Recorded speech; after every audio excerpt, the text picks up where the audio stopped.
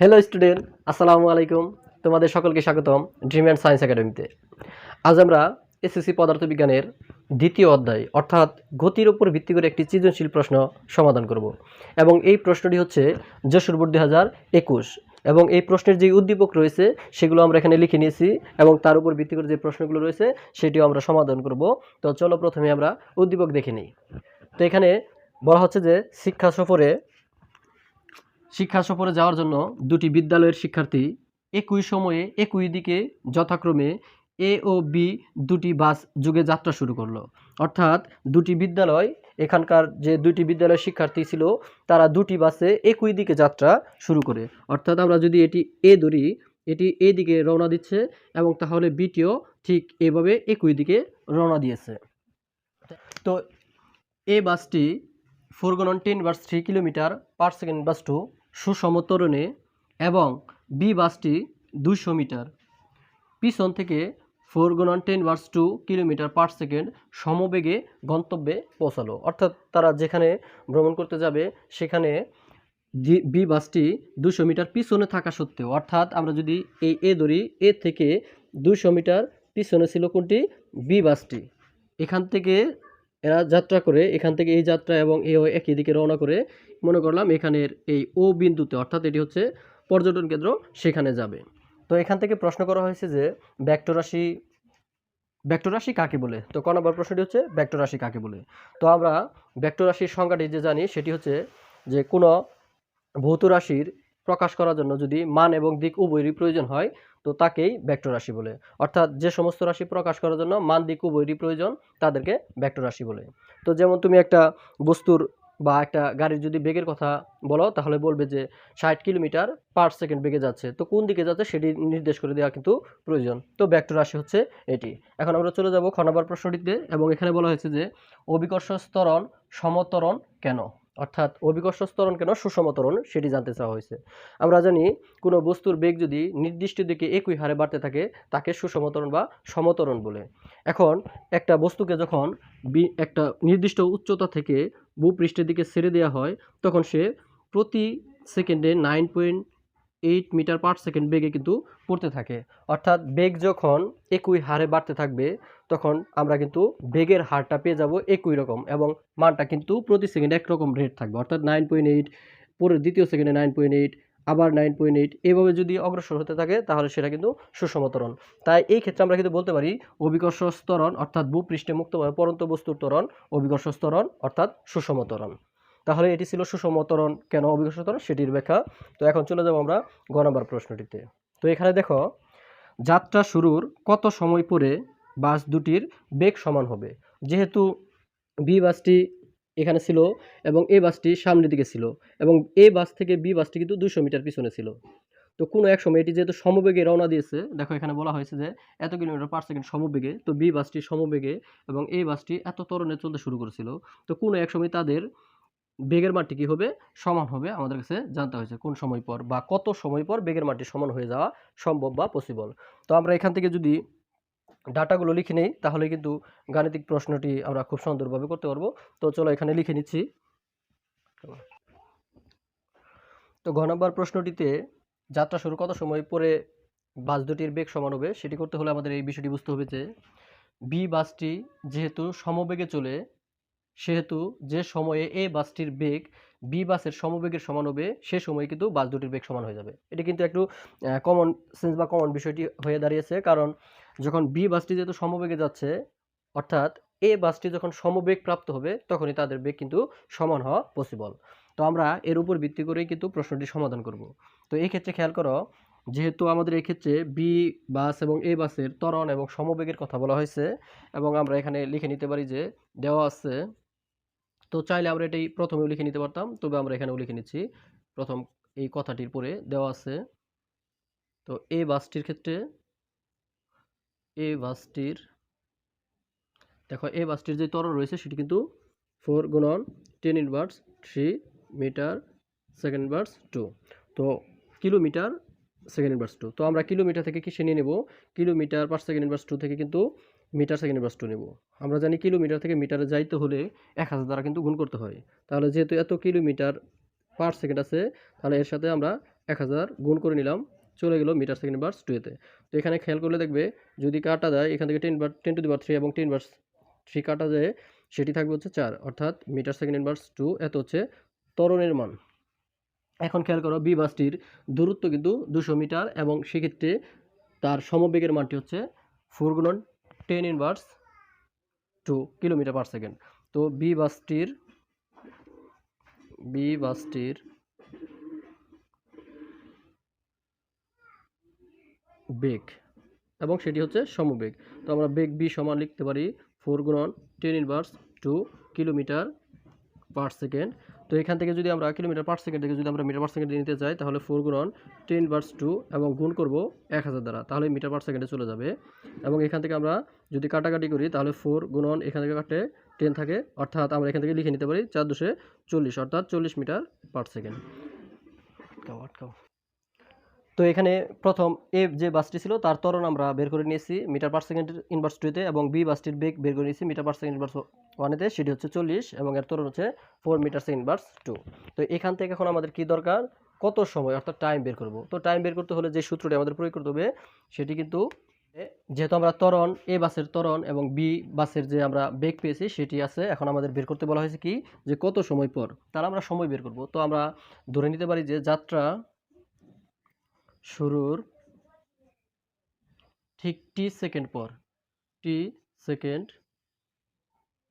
পর বাস দুটির বেগ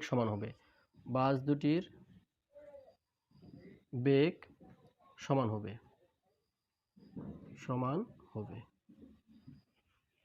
তো এখন গতির যে সূত্রগুলো আমরা জানি, সেই ক্ষেত্রে ত্বরণেরও সূত্র জানি, ত্বরণ এ সমান বি মাইনাস ইউ বাই টি, এবং সেই ক্ষেত্রেও কিন্তু আমরা টি এর মান আছে, ত্বরণ আছে, বি আছে, তো আমরা এটি কিন্তু প্রয়োগ করতে পারি। তো আমরা লিখে নিতে পারি ত্বরণ A equal B minus you by T. তো এখন এই ক্ষেত্রে যদি আমরা খেয়াল করি আমাদের প্রয়োজন টি এর মান, তো টি যদি বের করতে চাই তাহলে t equal B minus you by a. তো বি এর যে মানটি রয়েছে সেটি হচ্ছে 40 এবং এই বেগটি হচ্ছে 0 স্থির বেগ, এবং ত্বরণের যে মানটি সেটি হচ্ছে 4। তো এখন এখান থেকে যদি আমরা কাজ করি তাহলে যে মানটি আমাদের দাঁড়ায় সেটি হচ্ছে 10 সেকেন্ড, অর্থাৎ টি এর মান হচ্ছে 10 সেকেন্ড। এই 10 সেকেন্ড পরে, অর্থাৎ 10 সেকেন্ড শুরুর 10 সেকেন্ড পরে বাস দুটির বেগ কী হবে, সমান হয়ে যাবে, অর্থাৎ সমবেগে দুটি বাসই চলতে শুরু করবে। তো এটি ছিল গ নম্বর প্রশ্নের সমাধান, অর্থাৎ আশা করি তোমরা এটিও বুঝতে পেরেছো। তো চলো এখন আমরা গ নম্বর প্রশ্নটিতে চলে যাই। তো গ নম্বর প্রশ্নে কি বলা হয়েছে যে যাত্রাপথে বাস দুটি বা দুটি বাসের শিক্ষার্থীদের কতবার দেখা হতে পারে, অর্থাৎ এদের পরস্পর কতবার দেখা হতে পারে সেটি বের করতে বলা হয়েছে। অর্থাৎ আমাদের টি এর মান সময় বের করতে হবে, সময় যদি একাধিক আসে তাহলে একাধিকবার দেখা হবে, যদি সময়ের মান একটি আসে তাহলে সেই ক্ষেত্রে কিন্তু আমাদের একবারই দেখা হবে। তো চলো সেটিও আমরা সমাধান করে ফেলি। তো আমরা গ নম্বর প্রশ্নটি সমাধান পর্বে চলে যাব। যাত্রাপথে দুটি বাসের শিক্ষার্থীদের কতবার দেখা হতে পারে, তো সেই সমাধানে তো এখানে খেয়াল করলে দেখবে যে এই বাসটির ত্বরণ ছিল কিন্তু সুষম ত্বরণ, এবং বি বাসটির ক্ষেত্রে সমবেগ। আমরা কিন্তু দুটির সূত্রই প্রয়োগ করতে পারি। এ বাসের যেহেতু সুষম ত্বরণ তাহলে এস সমান ইউটি প্লাস হাফ ইটি স্কোয়ার, এবং এটা তোমরা মনে রাখতে পারো যে সুষম ত্বরণ ক্ষেত্রে এই সূত্রটি বেশি ব্যবহৃত হয়, এবং সমবেগের ক্ষেত্রে সূত্র কিন্তু এস সমান বিটি। যেহেতু বি বাসটির সমবেগে তাহলে এই সূত্রটি প্রয়োগ করে আমরা কিন্তু টি বের করতে পারি, এবং এই বাসটি যেহেতু সুষম ত্বরণ তাহলে সেই ক্ষেত্রেও কিন্তু আমরা টি এর মানটা এস সমান ইউটি প্লাস হাফ ইটি স্কোয়ার প্রয়োগ করে কিন্তু করতে পারি। তো চলো আমরা এখানে চিত্র দুটি দেখে নিই, অর্থাৎ বাস দুটি আমরা এখানে যতটুকু সম্ভব আমরা এঁকে নিয়েছি। তো খেয়াল করো, তো এ বাস এখানে হচ্ছে এ বাস এবং এটি হচ্ছে বি বাস।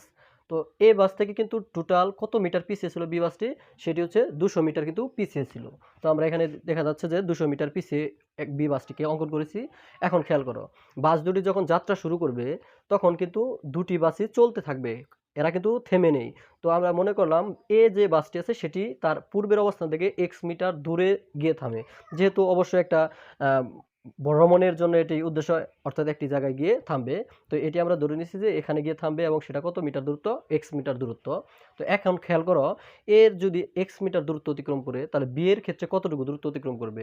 এখানে যেহেতু এই পিছনে আছে 200 মিটার, তাহলে টোটাল যে দূরত্বটা দাঁড়ায় সেটা কিন্তু এরকম একটা জিনিস আমরা বলতে পারি যে এই 200 প্লাস এর এক্স মিটার, এই টোটাল দূরত্বটা হচ্ছে এস বি ধরলাম, যেহেতু আমরা এই দূরত্বটা বের করতেছি কার, বি বস্তুর, অর্থাৎ বি বাসের, সেজন্য এস বি ইকুয়াল এইটুকুর দূরত্ব এবং এইটুকুর দূরত্ব হচ্ছে টোটাল যোগফল হচ্ছে বি বাসের মোট দূরত্ব। এ বাসের দূরত্বটা কিন্তু আমরা ধরতে পারি S a equal x metre. তো এটি কিন্তু টোটাল তার দূরত্বের যে প্রেক্ষাপট সেটি। এখন আমরা এখানে দেখব যে এখানের উপর ভিত্তি করে দেখব যে সুষম ত্বরণ এবং সমবেগ দেওয়া আছে। তো সুষম ত্বরণ এবং সমবেগগুলো আমরা এখানে লিখে নিতে পারি। তো এ বাসের ক্ষেত্রে সুষম ত্বরণের যে মানটি ছিল সেটি হচ্ছে a equal 4 metre per second. আমরা এটি ঘন নাম্বার থেকে কিন্তু kilometre per metre second inverse 2 থেকে কিন্তু মিটার পার সেকেন্ড ইনভার্স 2 তে নিয়েছিলাম, সেটি হচ্ছে 4। এবং আমরা সমবেগ যে পেয়েছিলাম বি বস্তুর ক্ষেত্রে সেটি হচ্ছে B A equal 40 metre per second. এটি ছিল কিলোমিটার পার সেকেন্ড ইনভার্স 1, কিন্তু আমরা এটিকে ঘন নাম্বারে ট্রান্সফার করে নিয়েছি কিন্তু এখানে 40 মিটার পার সেকেন্ড। তো এটি হচ্ছে বেগের মান। তো এখন যেহেতু সমবেগের কথা বলা হয়েছে বি বস্তু এবং এই বাসটির ক্ষেত্রে বলা হয়েছে সুষম ত্বরণ, তাহলে আমরা এই বাসটির ক্ষেত্রে ধরে নিতে পারি যে এ এবং বি বাস দুটি টি সেকেন্ড পর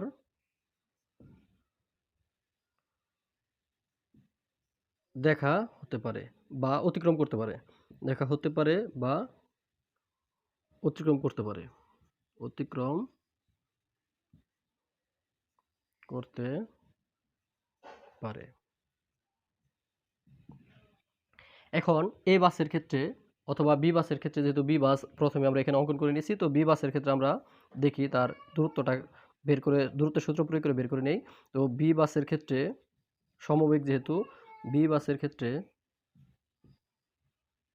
আমরা জানি সমবেগ এর সমান বিটি।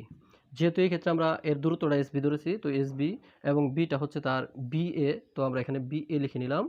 তো টাইমটা হচ্ছে দুইটার ক্ষেত্রে কিন্তু একই টাইম লাগবে, সেই জন্য আমরা গাড়ি দুটো থাকুক বা একাধিক জন যদি দৌড় দেয় সেই ক্ষেত্রে কিন্তু একাধিক ঘড়ি ব্যবহার করার দরকার হয় না, একটি ঘড়ি ব্যবহার করে কিন্তু টাইমটা কাউন্ট করা যায়, সেই জন্য টাইমটা কমন সময় ধরে নেওয়া হয়েছে, অর্থাৎ টি। তো এখন আমরা যদি এখান থেকে মানগুলো বসাই, তো এটি হচ্ছে 200 প্লাস এক্স ইকুয়াল বি এর মান হচ্ছে 40, তো এখান থেকে টি, অর্থাৎ তাহলে এখান থেকে আমাদের দাঁড়ায় কি 200 প্লাস এক্স ইকুয়াল 40টি। তো এই বাসের ক্ষেত্রে যেহেতু সুষম ত্বরণের কথা বলা হয়েছে এবং দূরত্ব অতিক্রম করছে এক্স মিটার, সুষম ত্বরণের যে সূত্রটি সেটি আমরা কিন্তু ফেলতে পারি, এস সমান ইউটি প্লাস হাফ ইটি স্কোয়ার।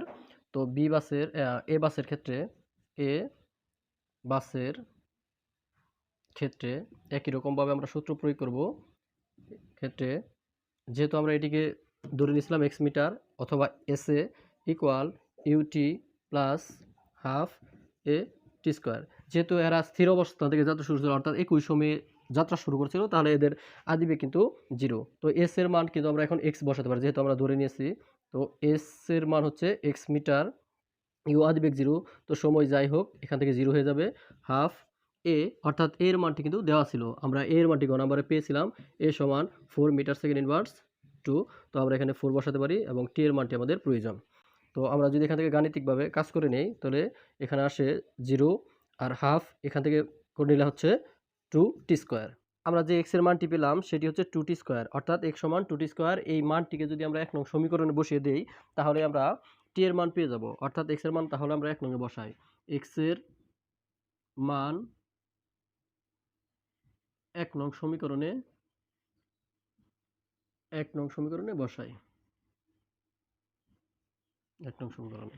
তো x এর এই মানটি এখন এই সমীকরণটাতে, তাহলে এখানে আছে 200 প্লাস x, তো x এর মানটি এখন যদি আমরা এখানে বসাই তাহলে 2t স্কোয়ার ইকুয়াল 40t, অর্থাৎ এটি 1 নং, এই জায়গায় x এর জায়গায় আমরা এই 2t স্কোয়ারটি বসিয়ে দিলাম। তো এখান থেকে যদি আমরা এখন এই সমীকরণটাকে যদি আমরা সাজাই, 2t স্কোয়ার, এই 40টিকে যদি এই পাশে নিয়ে আসি তাহলে আমাদের এরকম আসে, অর্থাৎ পজিটিভ ছিল নেগেটিভ হয়ে গেল। এখন আমরা যদি দেখা যাচ্ছে যে এখানে টোটালকে যদি 2 দ্বারা ভাগ করে দেই তাহলে এখানে আসে 100 প্লাস টি স্কোয়ার মাইনাস এখানে হয় 20টি ইকুয়াল 0। তো এখন এখান থেকে আমরা মিডল টার্ম পদ্ধতি ব্যবহার করতে পারি অথবা আমরা একটা সূত্র অ্যাপ্লাই করতে পারি। আমরা সকলেই হয়তো এই সূত্রটি জানি, যে এই সূত্রটির মিডল টার্ম তখনই পড়ে যখন a x square plus b x plus c equal 0 এই আকারে যখন থাকে তখন কিন্তু মিডল টার্ম আমরা ফেলতে পারি। তো এখানে কিন্তু এভাবে আছে, আমরা এটিকে শুধু খালি মডিফাইড করে নেব। অর্থাৎ আমরা টি স্কোয়ার এটিকে আগে নিয়ে আসলাম, তারপর মাইনাস 20t প্লাস 100 ইকুয়াল 0। দেখো এরকম হয়ে আছে। তো এখান থেকে আমরা মিডল টার্ম পদ্ধতি অবলম্বন করতে পারি, অথবা আমরা যদি সূত্র প্রয়োগ করি তাহলেও সহজে আমরা কিন্তু করতে পারবো। যেমন একে যদি স্কোয়ার ধরি, এ ধরি,